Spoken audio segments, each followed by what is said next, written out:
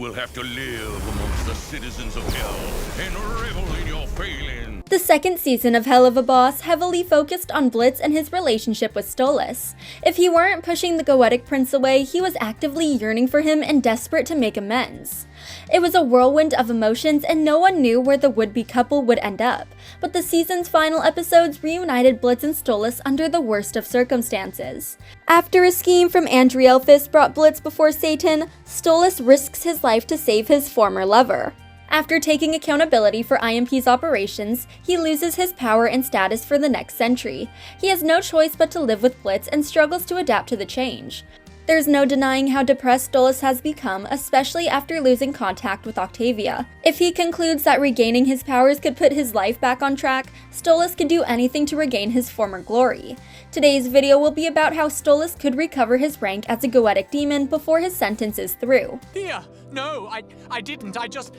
I had to. You don't understand. I do understand! Number 1. Reasoning with Satan. Stolas isn't someone who usually resorts to conflict, so the first course of action he could take is to attempt to reason with Satan. This statement alone sounds ridiculous not only because of who Satan is, but also because of how he acted during his debut episode. As the ruler of I.M.P kind, the episode gives the impression that he isn't a fair ruler, and all of his trials end similarly: violence. Had Stolas not stepped in and saved Blitz from his fate, he would have died like every I.M.P who faced a trial. Satan also mentioned that he lived in hell before Lucifer's arrival, meaning he predates nearly every creature in the realm, and might be the embodiment of sin. Unsurprisingly, he fails to see reason and treats his subjects terribly. One thing that will work in Stolas' favor is that Satan is easily swayed. He seems to hold demonic royalty in high esteem and treats them with special consideration. For example, Stolas expected he would lose his life in Blitz's place, but instead Satan allowed him to walk free solely because he was a Goetic Demon. Even his punishment feels like a slap on the wrist, as he would only need to endure a century without his power and status. As an immortal demon, a century is but a blip in his long lifetime. If Stolas sat down with Satan with the appropriate conversation topics in mind, it's possible he could persuade the deadly sin to lessen his sentence. He could also play the same trick as Andrealphus, framing his former brother-in-law for an unforgivable crime. If Andrealphus's crime was worse than Stolas's, then his power could be stripped and returned to its proper owner. Oh, no, of course not. You are a Goetia. But I committed a heinous crime. Number 2. Siding with Stella and Andrealphus. By the end of the second season, Stolas is down and out about living apart from his daughter. He spends a month attempting to contact her, and when that doesn't work, he goes directly to his former home, where he knows she will be waiting for him. He doesn't hesitate to instigate a fight with his former brother-in-law, which nearly cost him his life. It's clear that Stolas is willing to take desperate measures to be with Octavia or even speak with her. One of these measures could be returning to his home to grovel at the feet of Stella and Andrealphus. He could plead for their forgiveness, promise his servitude, and apologize for his transgression. While the siblings don't necessarily deserve his apology, it would be a small price to pay for the chance to see his daughter again. More importantly, Stella would be delighted to have her former husband serving her every whim. She wouldn't hesitate to treat Stolas like any imp under her employment. I'm certain that she would give him impossible tasks just to torment him and watch him squirm. Fortunately, Stolas can be resourceful when necessary and will endure the struggle even if it only results in a single conversation.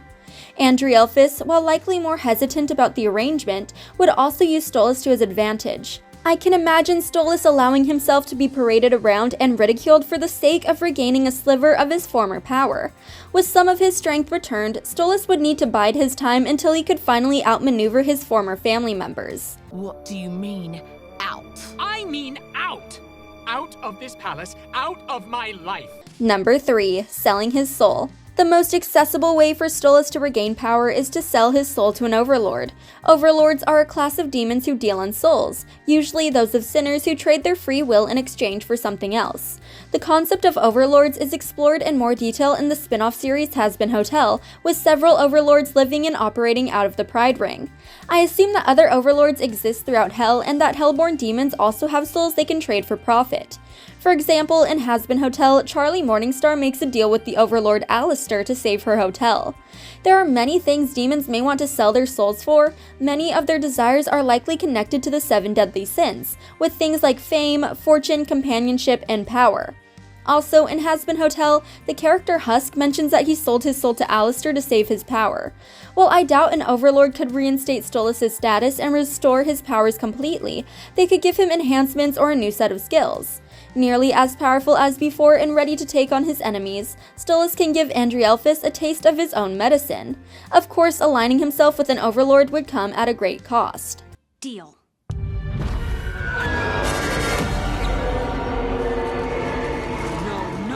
Number 4. Appealing to the Morning Stars. Continuing with connections to Has-Been Hotel, I can't help but notice how Stolas' relationship with Octavia parallels the Morningstar family.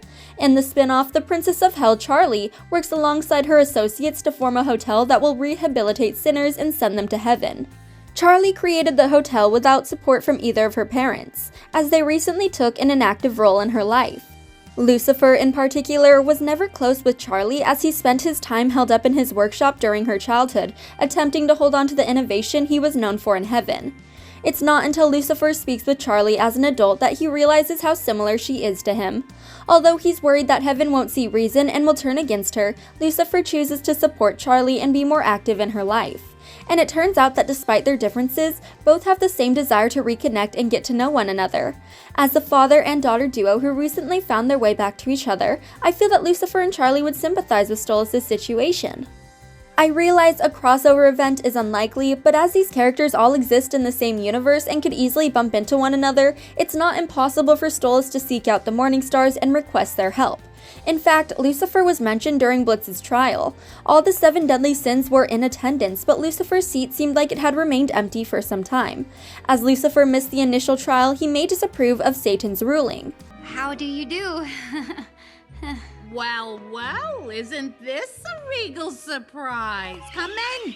Number 5. Proving he's a better Goetic Prince. If the next season of Helluva Boss continues the trend of positive character development, Stolas may need to roll up his sleeves and put in some elbow grease if he wants to regain his powers a century early.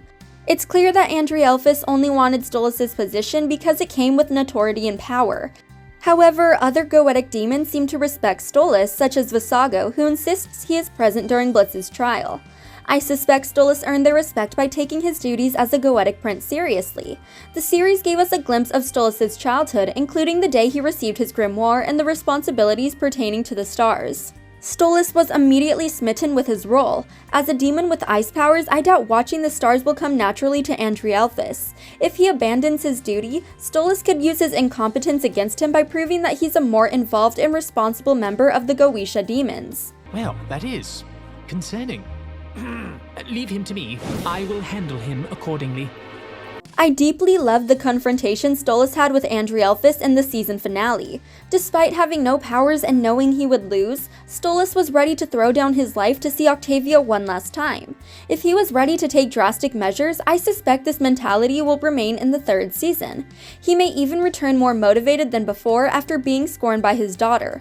Helluva Boss isn't afraid to have its characters make mistakes or risky decisions, and I buy Stolas doing both in his plight to regain his powers. Pick up, pick up, pick up! Fia, dear, please pick up. Please pick up. Thanks for watching. If you enjoyed this video, hit that like button, subscribe to our channel, and turn on notifications to stay updated on our uploads. Oh, try not to inhale the water. Yeah, try not inhaling the water.